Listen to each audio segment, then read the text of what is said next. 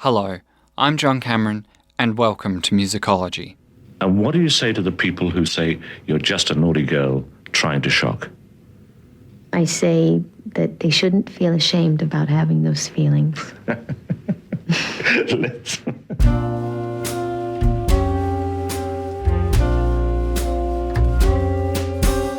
By the arrival of the 90s, Madonna was one of the biggest stars in the world, having created an exceptional discography, accompanied with groundbreaking videos, spectacular live performances, and an incredible catalogue of men. Baby, it's time that you faced it. I always get my man.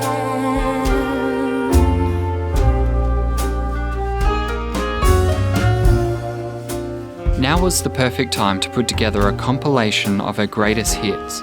But of course, this is Madonna. It couldn't be just a greatest hits album. Baby, it's time, so I waste it in chatter. Let's settle the matter. Baby, you're mine on a platter. I always get my man.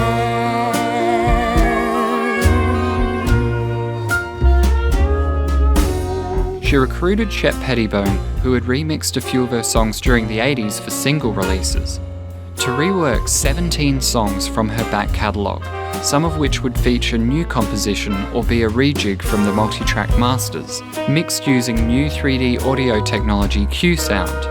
This included their most recent original collaboration, the blockbuster Vogue. During the year before, Warner Brothers record label asked Pettibone if he would be interested in working with Madonna on new original music rather than just remixing. With just 2 weeks and a budget of $5,000, this is what he came up with. A pulsating rhythm and scattering, almost percussive-like synths, in a bed of even more synthesized strings. It wasn't atypical of what Shep was doing at the time, but it does have an ambience of class, which would later be emphasized by its lyrics. Look around, everywhere you turn is heartache. It's everywhere that you go. Look around, you try everything you can to escape the pain of life that you know. All else fails and you long to be something better than you are today. I know a place where you can get away. It's called a dance floor, and here's what it's for. So come on, go. Let your body move to the music. Madonna would review the music he submitted and would be on a plane to New York. Standing in a closet that had been refurbished to a recording booth, she delivered her lines in single takes. All you need is your own imagination, so use it, that's what it's for. That's what it's for. Go inside for your finest inspiration. Your dreams will open the door. It makes no difference if you're black or white, if you're a boy or a girl. If the music's pumping, it will give you new life. You're a superstar. Yes, that's what you are. You know it. I was surprised it did so well, yeah. It was definitely kind of an off-the-cuff kind of a song, you know, but in the end, for me, those are always the things that have done so well in my career, the things that I didn't put too much emphasis on, the things that I didn't try so hard. Beauty's where you find it. That's just where you bump and grind it. Soul is in the musical. That's why I feel so beautiful, magical. Life's a ball, so get up on the dance floor. Vogue is ingrained in culture, a pop standard both sonically and visually. The initial plan was to include it as the B-side to an upcoming single from a previous album. Obviously, such a track deserves the spotlight it receives. Vogue would sell 6 million copies in 1990 and hit number 1 in 30 countries. It would be added to the movie soundtrack for Dick Tracy at the last minute, but it does arguably work so much better on the Immaculate Collection, in the context of the preceding songs building from the classics of the 80s to the now.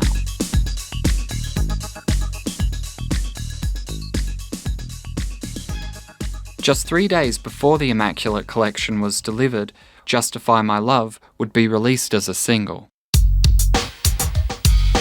Produced by Lenny Kravitz and Andre Betts, the sampled Public Enemy's Security of the First World, who sampled James Brown's Funky Drummer, and added a bass to create an early example of the trip-hop genre. I wanna kiss you in Paris.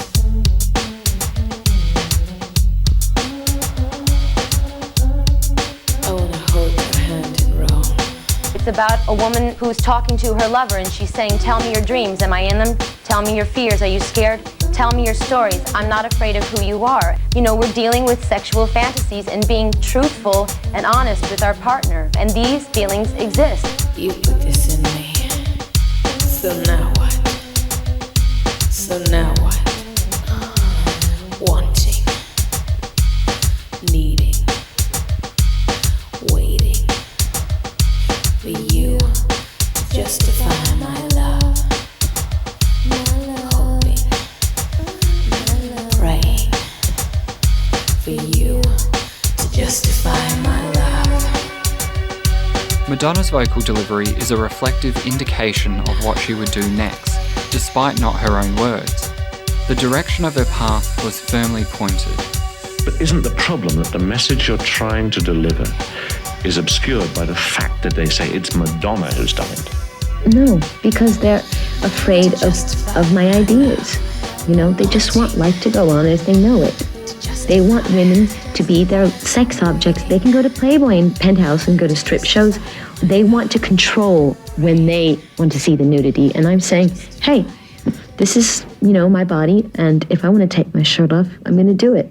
Having already challenged censorship, resulting in commercial succession, it seemed fitting for what would come next. A coffee table book of softcore pornography titled Sex, and an album of accompanying themes titled Erotica. Well, after I wrote Justify My Love, I was approached by several publishing companies for some strange reason to write Erotica. And then Stephen Meisel's photographer, I've always been bugging him and saying, how come you never did a book? And he said, finally he said, I'll do it if you do it with me. And that's what it is. It's a book of erotic fantasies, as told by Dita Parlo, a character. And there's pictures also. The pictures sometimes go with the text, and sometimes they stand alone. With Sex already in the works, Madonna recruited Shep Pettibone and Andre Betts once again as the primary producers of the album. Their typical production style did differ, but the approach was the same, at the insistence of Madonna. I mean, it probably has a sort of a more gritty quality and more club quality, but it's because that's what I like right now. Erotica would push the boundaries of what could be written about in pop music. Its subject matter, though, would overshadow the quality of work that the project is. Those who listened were rewarded with an experience of quality, diversity, and revolution.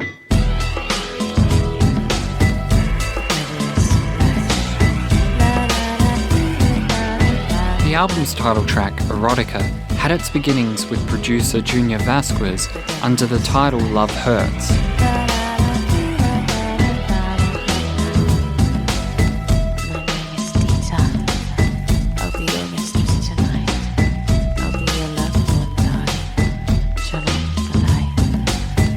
Its first verse is mostly the same to what would end up in what it would become, even down to its vocal delivery.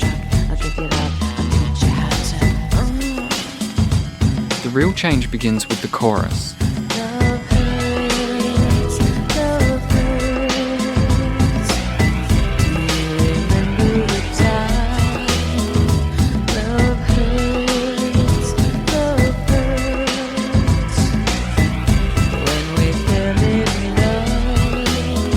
The second verse is also completely different, asserting the hierarchy of the described situation.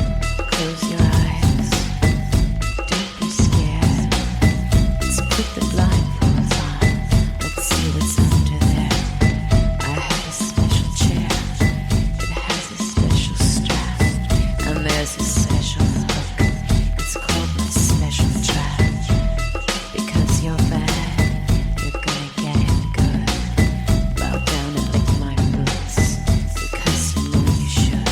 third verse reverts back to familiarity. It gives the cage. I've got a lot of room. I'm not full of rage. I'm full of hope. Its repetitious instrumental may reflect an attempt to have its lyrical content as the main point of focus.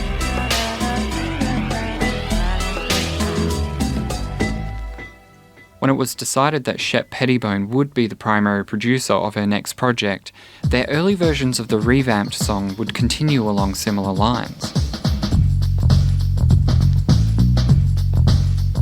Dubbed as You Thrill Me by fans, it utilises a basic drum pattern and more prominent bass rhythm, with a sample of Jungle Boogie by Kool and the Gang during the chorus.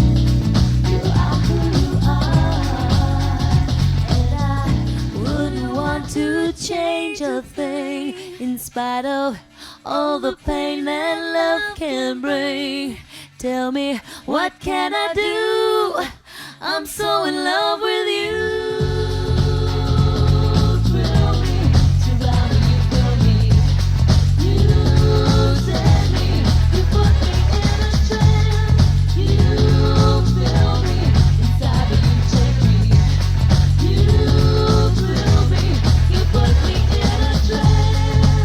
This production more closely reflects the penultimate version of the song, with significant changes to the instrumental from what had been worked on with Vasquez.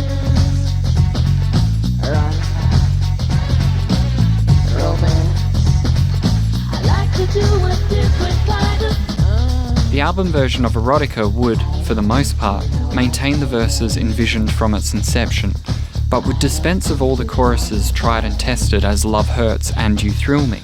I could bring you so much pleasure. I'll come to you when you say. What replaced them would be catchier and more provocative.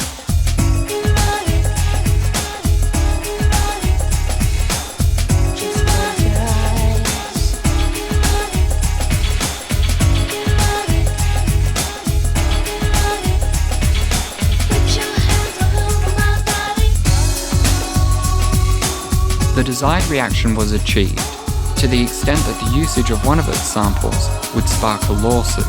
The looped part translates from Arabic to "He crucified me today." The sample's religious literalism juxtaposing the song's sexual mysticism.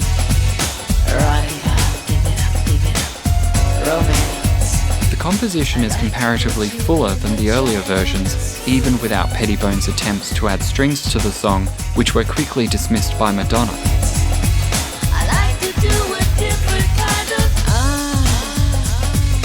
Erotica, give it up. It's like my book. It's like, what are ideas and things that I think are erotic? Right. I haven't necessarily experienced them. It's like my album. I know that people enjoy these things. put your hands all over my body. The track wouldn't just be realised with what appeared on the album. Accompanying the sex book would be a single-track CD. Yet another experience of the song, simply titled Erotic. Give it up, do as I say. Give it up and let me have my way. I'll give you love, I'll hit you like a truck. I'll give you love, I'll teach you how to. The mix is more unconventional. The bass is removed during the spoken section, and the vocal is dry, gaining subtle reverb only when singing.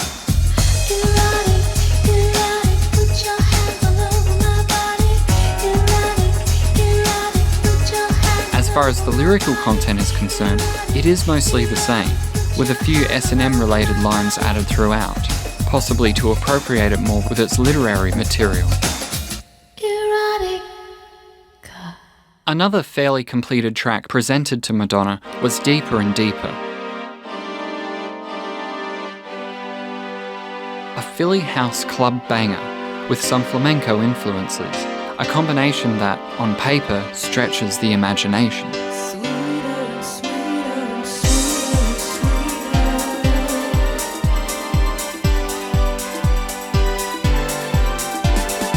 Pettibone had mostly finished the track, allowing Madonna to either custom write or adapt her own lyrics to the instrumental.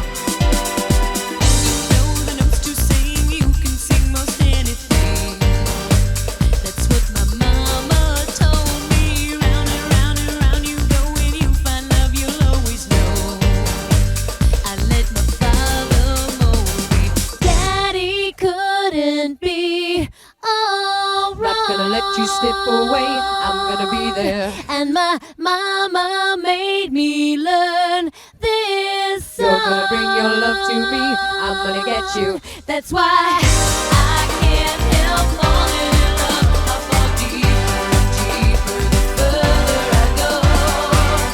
Kisses sent from heaven above, they get sweeter and sweeter the more that I know.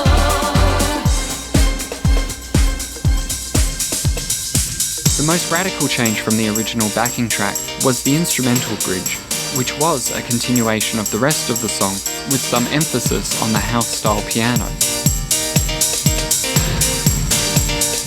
As Madonna and assisting engineer Tony Shimkin were transferring the demo version to a new multi-track in preparation for mixing, Shimkin was messing around on his acoustic guitar, playing a Spanish-like lead. Madonna loved it and insisted on adding it to the song to the initial resistance of Tony and Shep. To maximise the flamenco feel and keep it consistent with the rest of the track, they added castanets and violas throughout. The subtle fusion worked.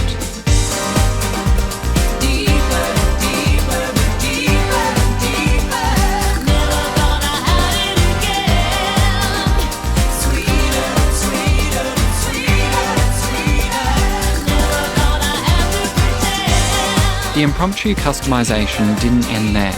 During production, Pettibone was singing lines from their first collaboration together, Vogue. They ran with the mashup and paid homage towards the end of the song on the released version.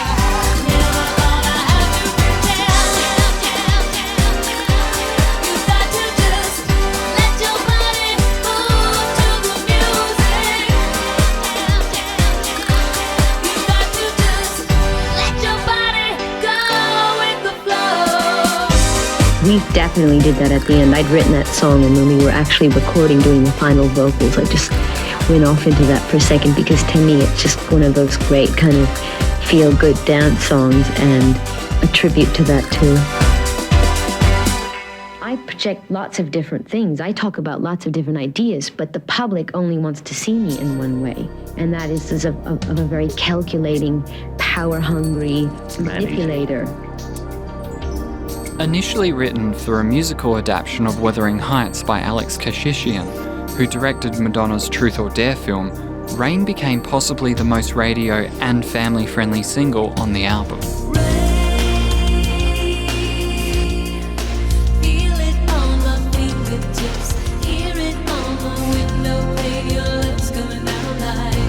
Let's talk about the album again and go back to Rain. It seems to be about security, about personal security. Actually, it was a song that was inspired by Heathcliff. As in? The story. Mm-hmm. Oh, really? Wuthering Heights. Yeah. Yeah. Because I have a friend who's obsessed with this story, and he wants to make a movie about it, a musical, so we were always talking about it. So it's kind of like, I just got that song in my head. And Heathcliff is every 15-year-old girl's dream come true, isn't he? The ideal man. He's dangerous, he's sexual, and he's all tragic. wrong for you. And wrong for you, but he'll come back and get you in the end, Yeah. Kathy. Was he your 15-year-old dream? Oh, I've always been attracted to bad boys, so of course. Yeah. And the song is about Heathcliff. Well, it was inspired by Wuthering Heights, the Yeah. story of Kathy and Heathcliff. Heathcliff is characterised as an enigmatic, power-driven and cruel figure. In spite of that, his attachment to the female character Kathy is unwavering, and his gestures of such are a strange romance, yet alluring.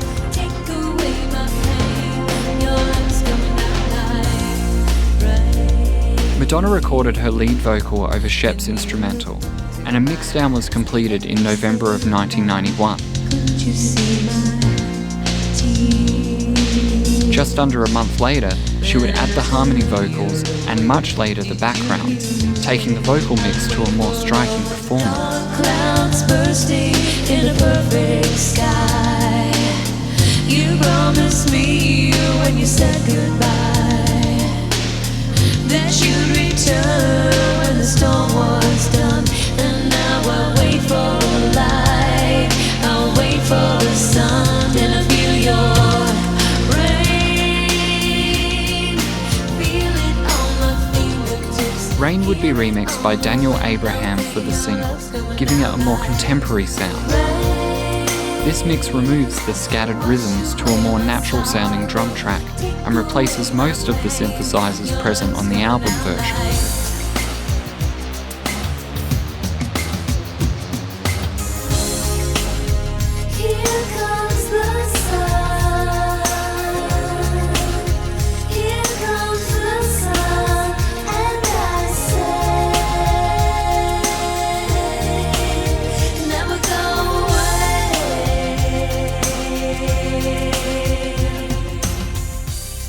Waiting is the hardest thing. I feel like I tell myself that if I believe in you, in the dream of you, understand you more, with all my heart and all my soul, that by sheer force of will, I feel like a magical raise you from the ground. And without a sound, you'll appear. Everything surrender to me, to love. Rain is what the thunder brings for the first time. I can hear my heart sing. Call me a fool, but I know I'm not. I'm gonna stand out here on the mountain top till I feel your. While it did enter the charts and peak at number 5 in Australia, it's one of the few examples of the depth the album has to offer. Not every track is related to the themes of the sex book, and for those that bothered to notice, are left with gems like Rain. Just hear it on the window pane, your love's coming down like. Stand out on the mountain top and wait for you to bring the rain.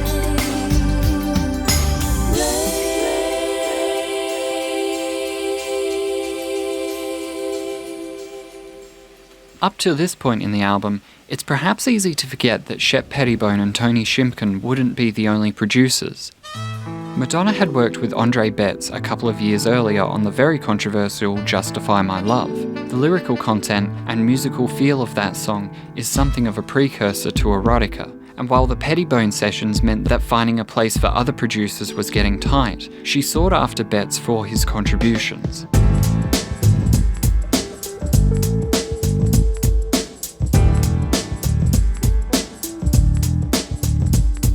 Where Life Begins is their first collaboration that appears on the album and the first they wrote together during the sessions.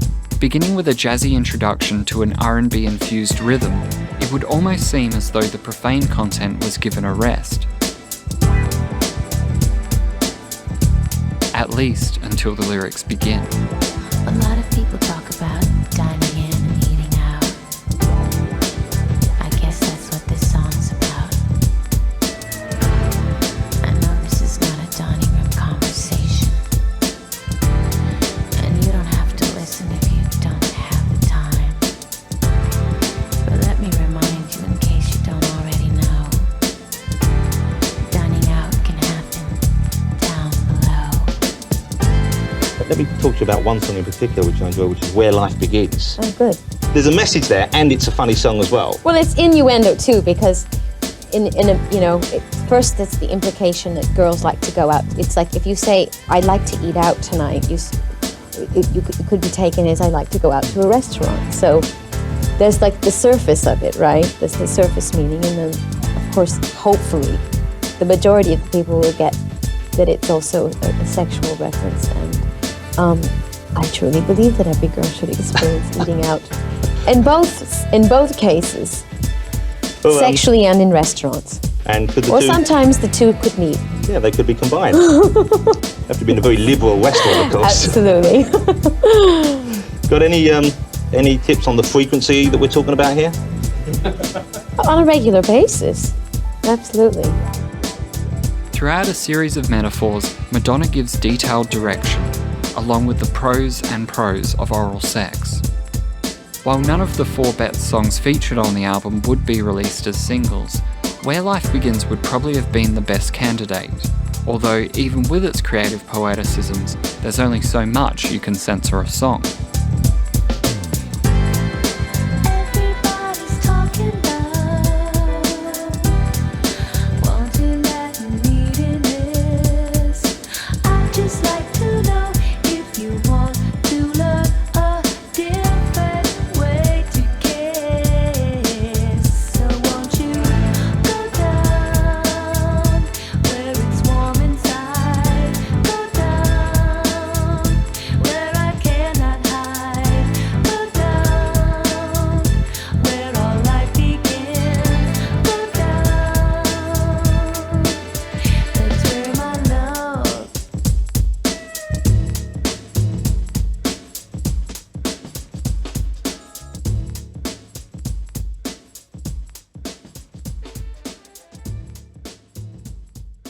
if anybody writes anything, whatever, any writer, there's something of that writer in their work, even if it's fiction.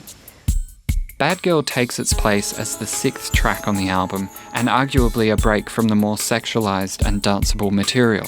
Something's missing and I don't know why. I was feel the need to hide my feelings from you. Is it me or you that I'm afraid of? I tell myself I'll show you what I'm made of. Can't bring myself to let you go. Don't want to cause you any pain, but I love you just the same, and you'll always be my baby. In my heart, I know we've come apart, and I don't know where to start. What can I do? I don't wanna feel blue. The song was originally going to be titled Drunk Girl, and before that had the working title Cheat. Its production didn't change significantly from Shep's original instrumental, but there are a few interesting versions. Bad girl, drunk by 6, kissing some kind of stranger's lips. Smoke too many cigarettes a day. I'm not happy. I'm not happy. The original demo is essentially the same as the released version. However, she repeats the first verse where the second would later be.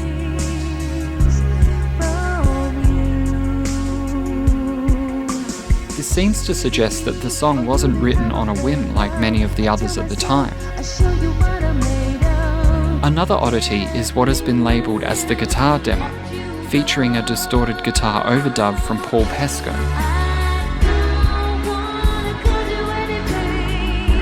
It begins during the second verse, which at this stage of production still hasn't had its lyrical update. Listening to it, it's easy to tell why it didn't make the final cut, not really adding anything to the ominous feel of the song and its character. If anything, it got in the way. I don't wanna feel blue. It's about a girl who's in a relationship that's no longer working, but she really cares for the person, and she's having a hard time saying goodbye, and she's unhappy with the situation, and so here she is, getting drunk, smoking too many cigarettes, hanging out with someone that she doesn't really care about because she's trying to distract herself from the reality that she's in a relationship she needs to come to terms with. And it's just basically she's not happy with her present situation and she doesn't know how to end it. In an era full of iconic styles and performances, the one that stands out is most probably Bad Girl, performed on Saturday Night Live. Madonna sits on a chair with her band behind her, belting out the full range and emotions that seem to be present on the original.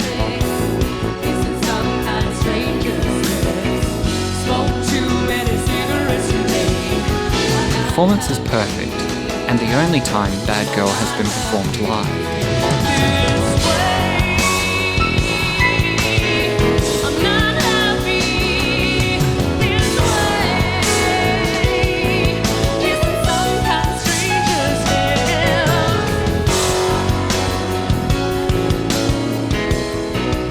Are there times when you're out of control? Absolutely. Like when my record is released, I have no control over how people react to it, what they're going to think of it, whether they're going to want to buy it or not. I can't control public perception. Only thing I can control is my work, what I do in the studio.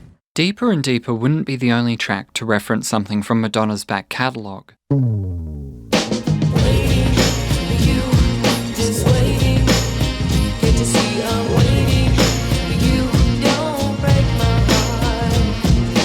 Utilising a beat from Joe Tex's Papa Was Too, and lifting a horn sample from Tom Scott and the LA Express's Sneakin' in the Back, Andre Betts builds the rhythmic structure for Waiting.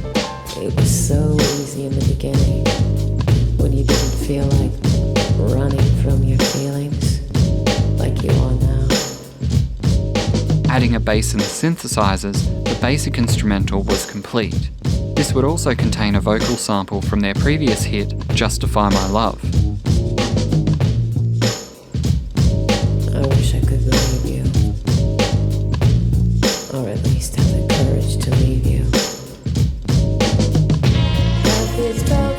While another good candidate for a single release, it would have a new life as a B-side in a remixed form featuring rapper Everlast. You don't come around here like you did before. When you did adore, tell me what I did to deserve this. What you waiting for, honey? Come and get it. The rhythm track is different, but not too far from the original style. Much like Rain, it's an alternate take on the song without the removal of what made the original great. Waiting for you, I'm waiting. Can't you see I'm waiting for you? Don't break my heart. Andre Betts and Madonna's relationship became more playful as the album sessions continued. As Betts and fellow musicians were waiting for her to arrive at the studio for a revision of Waiting, he decided to freestyle a rap over the song's instrumental. You know I did it. Did you do it? You know I did it. I let the secret run and I hit it. Did you do it? The lyrics are an internal reference to the speculation that Andre and Madonna were having sex. You know I did it. But I backed out quick because I thought I split it. The track, while containing only a repeated minimal amount of the primary artist peppered throughout, would have its place on the album, much to Betts' initial disagreement until a royalties discussion took place. Its spot on the album would grant a parental advisory sticker, yes, even after everything else, which is why it was left off of certain versions. Listening to it in the context of the album, it's definitely an oddity. Perhaps it would have critically fared better had it been regulated as a B-side.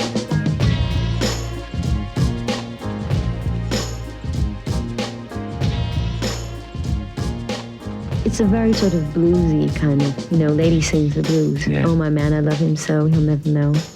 That's true as well, isn't it, about relationships generally? I mean, people always end up with the most unsuitable people. Yeah, and you always want what's bad for you. You always want what's wrong for you. Madonna's relationships with gay males extended far beyond her fandom.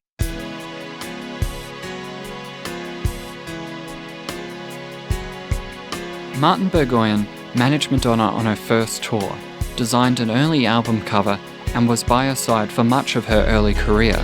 He supported her after she was raped, and she supported him after he was diagnosed with HIV, emotionally and financially. This early exposure to the unbiased tragedy of the disease led her to become somewhat of an advocate for the disease's victims. When asked about gays and AIDS during interviews, she would unremittingly declare her support. It's often forgotten just how unfashionable it was, even still in the early 90s. I don't know anything about death since I've never died, but I've certainly been around it since a very young age. I mean, I seem to be surrounded by it to a certain extent because of AIDS. A lot of my friends have died of AIDS, and when I was younger, my mother died, then my uncle died, and then my grandfather died. It seemed like everyone was dying all the time, so death was this kind of obsession, strange obsession that I had because it was so mysterious, and it always took away the people that I loved. So yes, I am afraid of it, but I think as I grow older and the more that I know, I think the less afraid of it I am.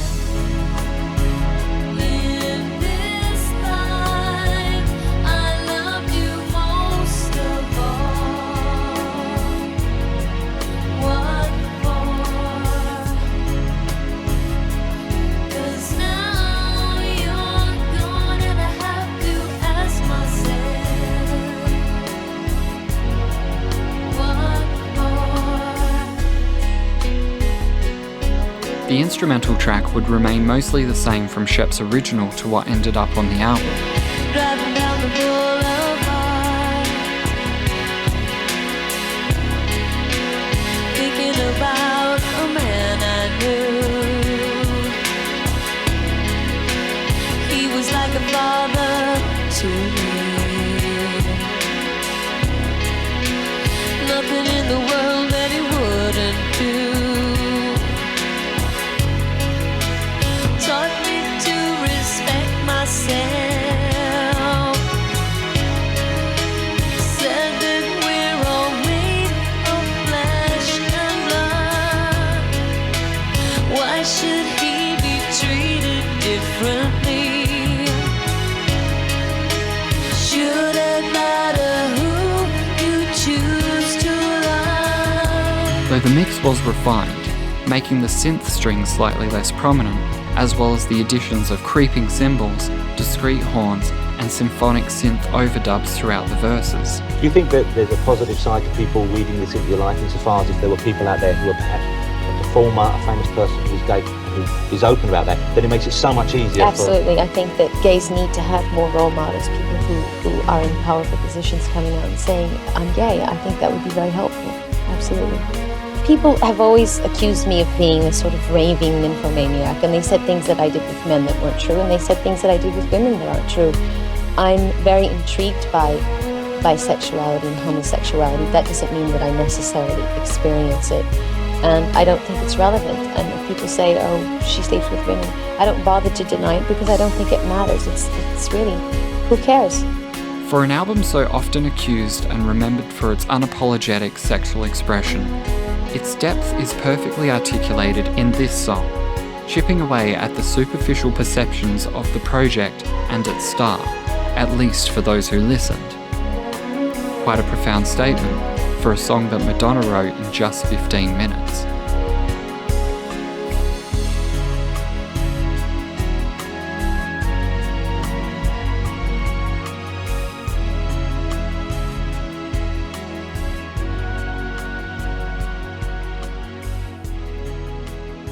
There would be a handful of outtakes from the Erotica sessions, with the most notable being Goodbye to Innocence. A lyrical proclamation of self-achieved fame in the face of those attempting to take credit. There are some who believe that I owe them something, but they're wrong. I owe nothing to no one but myself. And there are some who say they created me, but only my parents will have that acclaim. I took it from there. I am to blame. The initial versions of the track featured a rapid rhythmic structure with binary funk licks from guitars and synth stabs. The words are clear and hard-hitting, impossible for the listener to misinterpret the message, even during this era. The song would later be completely re-recorded with a more house-style feel, in a similar vein to the rest of the Pettibone Chimkin productions, although arguably sparser.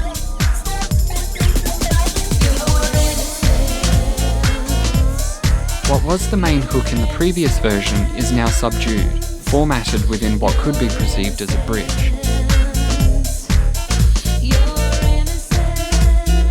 Neither version would make it to the final configuration of Erotica, but the second would be released on a compilation a year later. But at the time, a 12-minute dub of the remix would be released as a B-side to the Rain single. Titled The Up and Down Suite, it does feature some vocals peppered throughout, but not enough to make it a succinct song.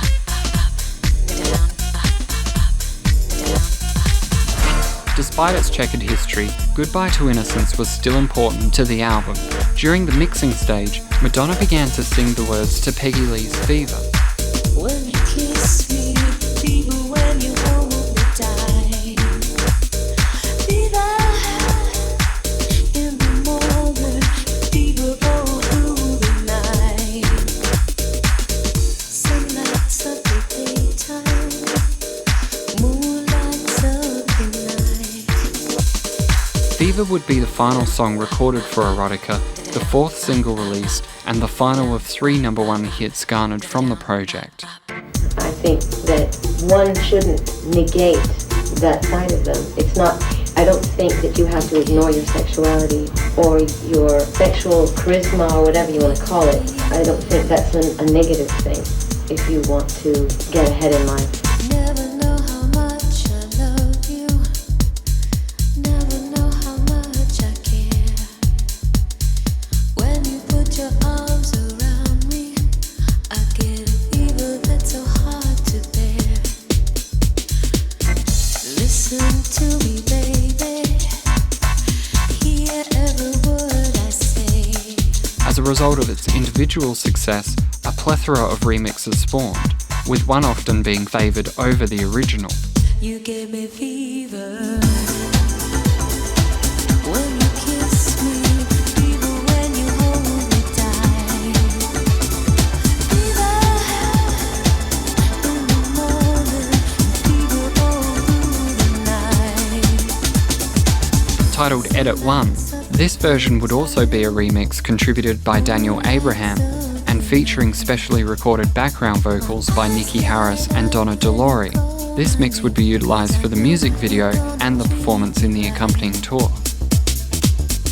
Bless my soul, I love you. Take this heart away. Take these arms I'll never use, and just believe in what my lips have to say. You give me fever. Erotica was a statement. It showed the world that Madonna could do whatever the fuck she wanted, and fuck whatever she wanted. The controversy ensured commercial success, with Sex selling 150,000 copies in its first day, and Erotica now having sold upwards of 6 million copies.